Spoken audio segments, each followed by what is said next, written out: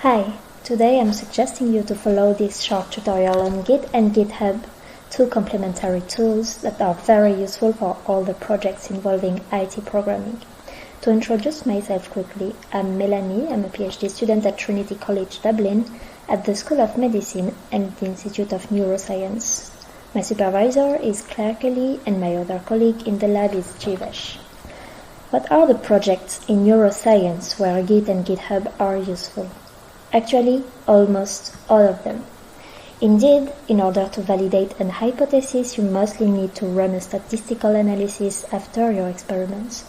You need to use a software or a programming language like R and Python to help you to implement the statistics and algorithms.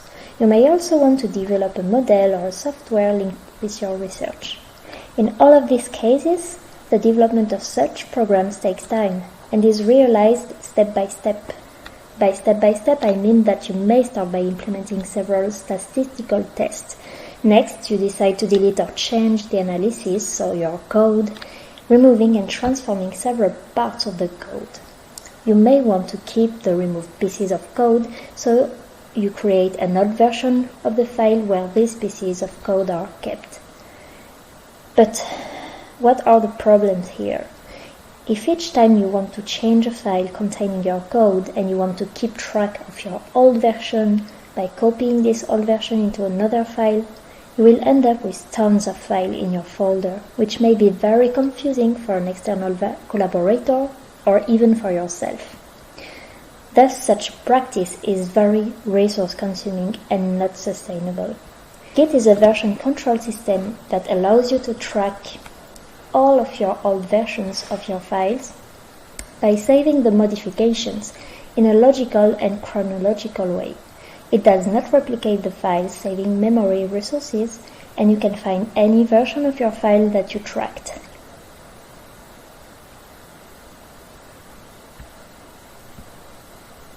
Based on Git, GitHub improves three main points: sharing your Git projects with other people, coding from different machines, from the office, from home, etc. And it also fosters collaboration and teamwork, so you can build tools with people from all around the world. So to follow this tutorial, we recommend that you have some pre-installations. So you need to install Git, so see the official documentation there. You need to have Python with an environment with the libraries IPython, Jupyter, Pandas, NumPy, scikit-learn, and Matplotlib. And you need to download code and data here in my profile. So today we will use the Ionic PyOP2 datasets. Okay, so now I have the folder downloaded from GitHub, so containing all the files I need to reproduce the analysis and the GitHub repository I made. So first of all, I will just copy and paste these two first files, derivatives and visualization, because it consists of the first step of the analysis, because the visualization is a step before the clustering analysis here. So I will first just copy these two files into a folder called My Analysis 2. Okay. So the derivatives file corresponds to the data from the Ionic PyOP2 dataset, and visualization.ipynb is a Python notebook.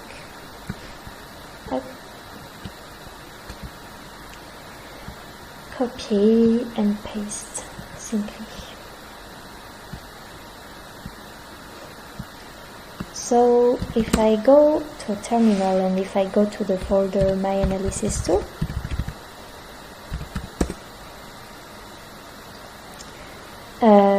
I see that, so I have my two files here, and I will say I want to start tracking these two files because it's a stable version of the project and the first stable version of the project. So I will just initialize Git repository here with the command git init. and then it says that it has been initialized in this folder. So the .git here is very important because it will contain all the history of all your tracked files, and if you remove it accidentally, you will still have your current files in their current state, but you will lose all the modifications and the old versions, so it could be a disaster. Okay. So first of all, before saving changes, we should configure Git to know who is committing stuff, and it's very important, especially when you are working collaboratively. So let's configure with the command git config --global, and first the username. So I'm Melanie Garcia. Okay, and then I will configure the email address.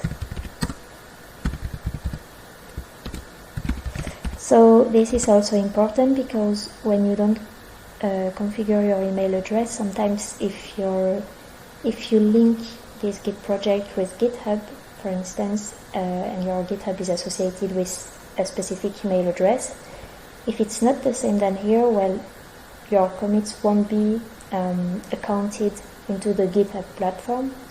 It will be saved, but you won't have the specific points, green points. So it's not a disaster, but you may lose some credits for your work. Okay. So let's go and let's start tracking our files. So a very basic command in Git is Git Status to check the state of the projects. So we see that for Git you don't have any commits, or you haven't saved any change yet, but it has detected untracked files that could be tracked. So this is what we will do. So you see, use git add file to include in what will be committed. So it means here that we will use this git add first to add these files in a specific stage. So it's called staging these files. So it's an intermediary step to avoid committing changes that doesn't make sense to be committed at the same time than other change. So for instance, if you change the visualization notebook and you change the clustering notebook, it doesn't make sense to commit it at the same time in the same commit, because it's two different parts of your analysis.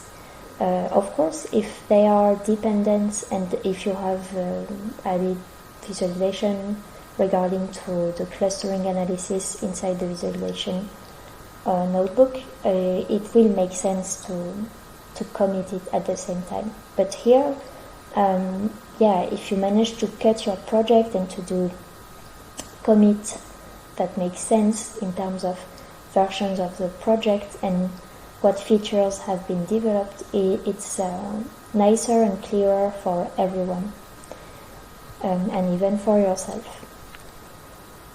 Because when you have many commits, to go back to an older commit, it will really facilitate your life. Okay, let's add the two files. So git add derivatives, blah blah blah. So the backslash are just to take into account the spaces in the file name, and visualization, so you can add many names of files at the same time. So here we see that the status has changed, and now you have staged your two files, and so we can perform a first commit with a specific message. which is mandatory, just to specify why this commit has been made for. So here we will say data and visualization.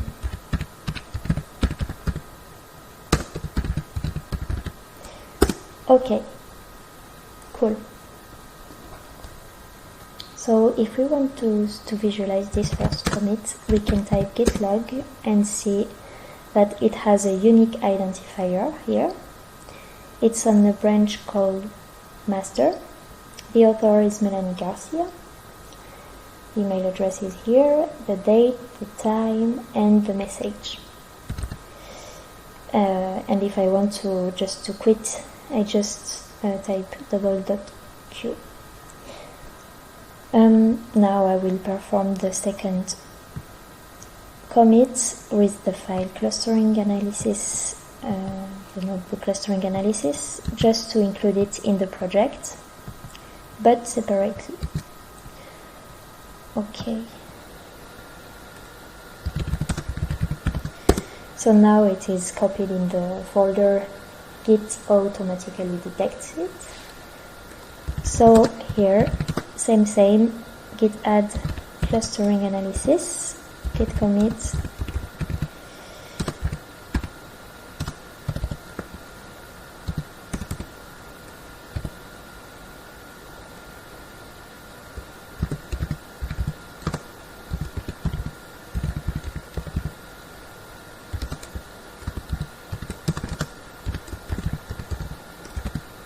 For instance.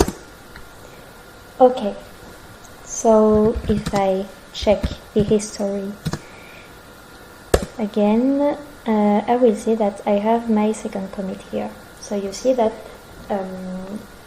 it's you have the last commits at the first place here.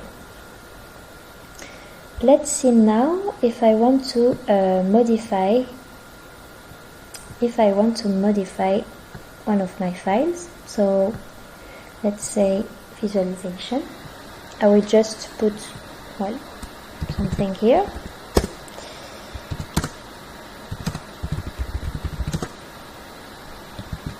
Okay, so I added 3 cells and a comment.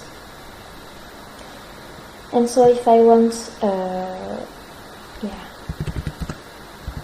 I know that these changes will be detected automatically here.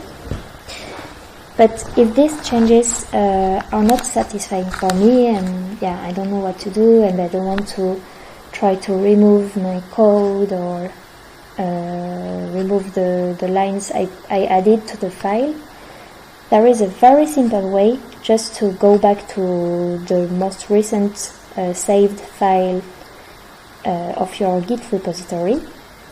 It is by using just the restore command, git restore visualization. So now if I put a git status, I will just have this checkpoints, automatic hidden checkpoints from the Python notebooks, but you don't have the visualization notebook modified anymore. So if I go to the notebook and I update the page, I see that all the lines I added before are gone. So this is very, very practical and it makes it messy. Okay. So another trick could be to go to an old version of the project. So here I remind you that we have 2 commits, and we are currently into this commit state. So if we want to go back to the older commit, we can just check with git log but -- one line the identifier of the first commit we want to go to. So this is 99C60C7. So we just copy and paste it copy it. So with Control Shift C, double.q to quit, and we will use the command git checkout to go to this commit. Let's see what happened. So it's just telling you that you are switching to this specific commit. And now if I just want to look what files are in my folder, there is only the data and visualization.ipynb. So it means that it has well returned to this previous state. So even if I go to here, you see that the clustering analysis has disappeared, and you only have the 2 files corresponding to this commit. So be very careful to go back to the last version of the project, to the most recent version of the project, unless it could disturb the project if you start modifying files. Here it's very bad practice. If you want to try new things from this estate, I suggest you to create a branch. So we will see how to create a branch, but from this commit you can create a new branch and start developing on it without interfering with the main branch that contains a clean code and stable versions of the project. So to go back to the most recent version of the project, you can use git checkout again, but going to master. So branches is a very good concept in Git, because it enables you to develop features without disturbing your clean code, and also to hierarchize the development of your software, of your analysis. So for instance, let's say I want to develop a new algorithm in the clustering analysis notebook. I will create a new branch called dbscan. Okay, so if I just type git branch, it will just show me all the branches your project has. And so you see dbscan and master with a little star next to master saying you are in the master branch currently. Okay, so before going to the dbscan branch, just a very good practice on Git, you need to change the name master to main, so it's very important. Because of ethical considerations, I invite you to read more our book chapter. But we absolutely need to rename Git branch-m to main. And if we type git branch now, we see that the branch master has been changed by the branch main. So let's go back here. Now we go to the branch dbscan. It's exactly the same than for going back to an older commit. You use the git checkout, but now you use just the name of the branch, dbscan. Git checkout dbscan, and here you can start coding actually.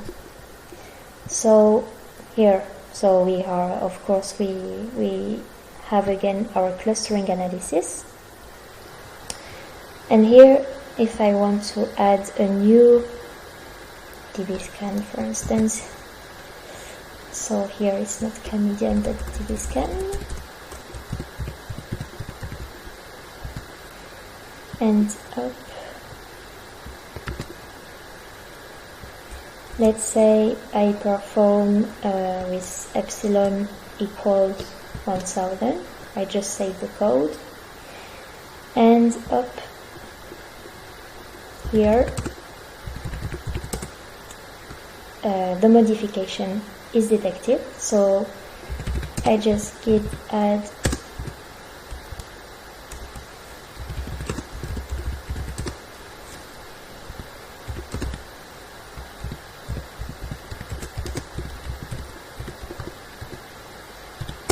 up.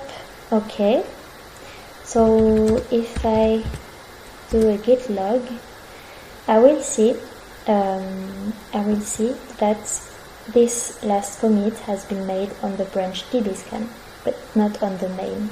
Okay. So if I just go back to the main branch, it's again git checkout main. If I call git log, I will only see the history of the commits inside this main branch. Okay, so that's why branches are quite very, very useful, because you can actually develop many things just outside the main branch, and if something gets wrong, you can just remove the branch and start something else. So if I go back,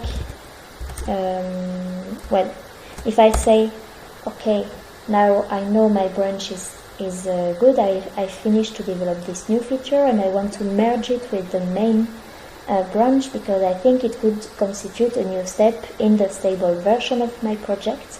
So I can just go to the main branch. So we are already on the main branch, and I use the command merge that will just merge the dbscan branch with the main one.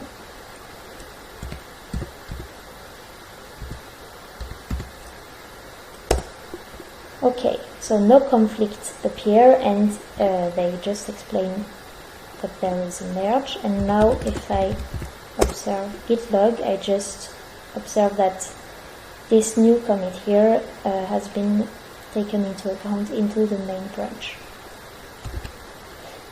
Okay.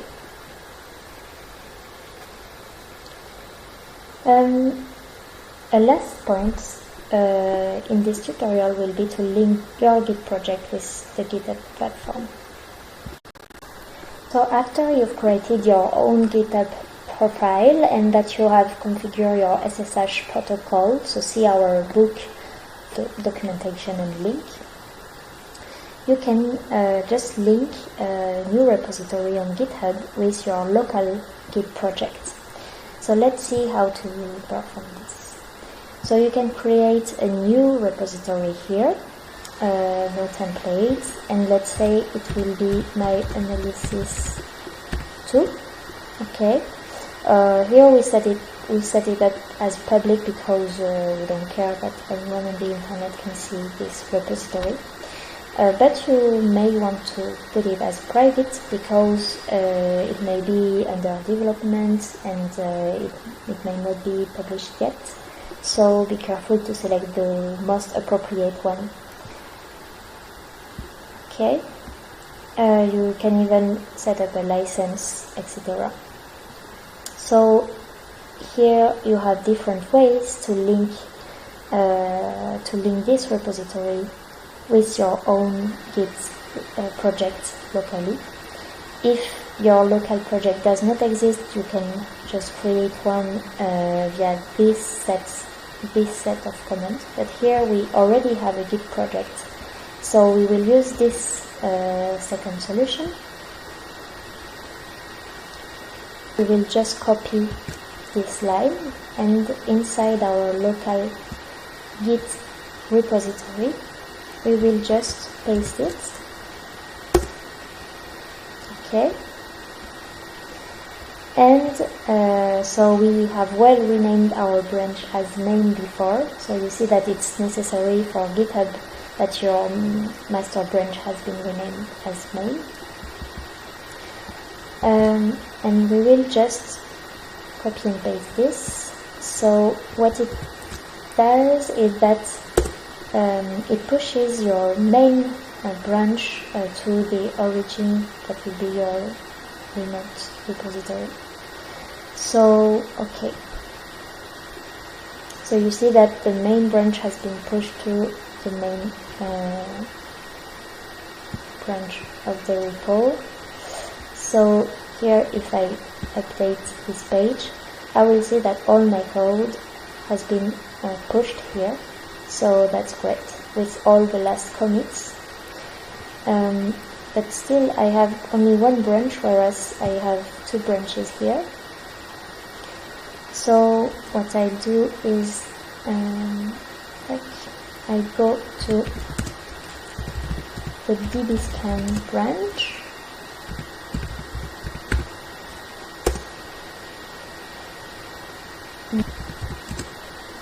git push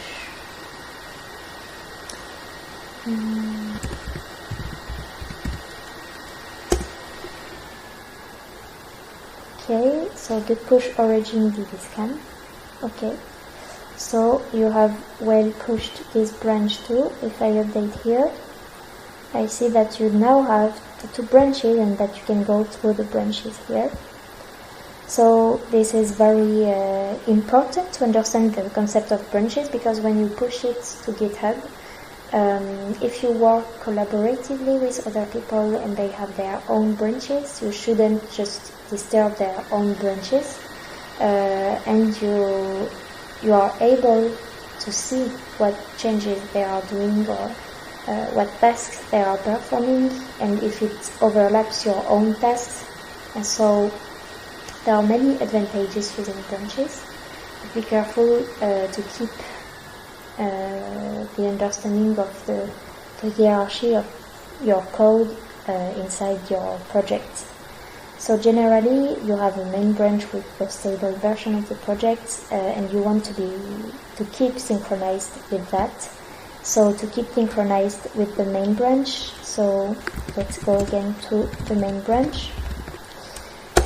So, git checkout main. So people should push their changes regularly and merge the features when they are done and stable with the main branch. But be careful. So here from main, if I want to keep synchronized with GitHub, I will call git pull origin main. And here it says, okay, it has synchronized it, but it says it's actually already up to date. And similarly, if I want to keep synchronized just with the branch dbscan, because git checkout dbscan, I will call here git pull origin dbscan.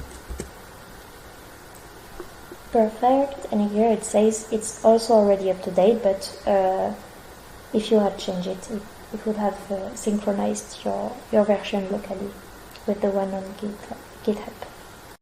So thank you for participating to this tutorial. So we've seen how to create a Git repository, how to stage and commit files, how to restore and committed versions, how to integrate new files in your project, how to look at all versions of the project, how to create and using branch, and how to link your local Git repository with GitHub.